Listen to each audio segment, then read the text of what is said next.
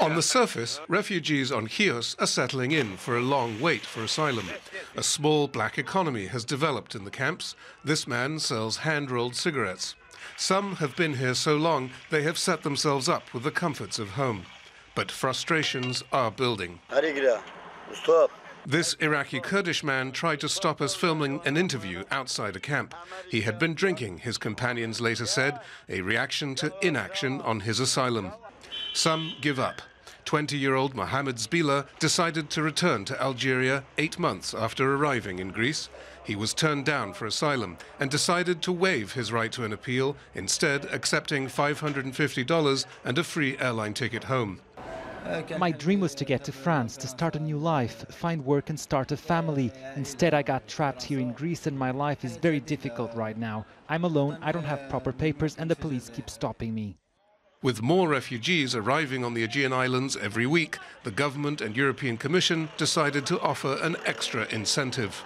As of last month, asylum applicants on the islands who've been rejected once have been given a choice: to exercise either their right to appeal the decision or their right to return home voluntarily, but not both. Humanitarian groups say that forcing them to choose between two rights is both legally and ethically wrong.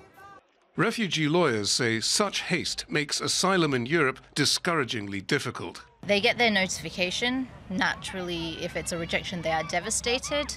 And then they have 5 days to make that decision.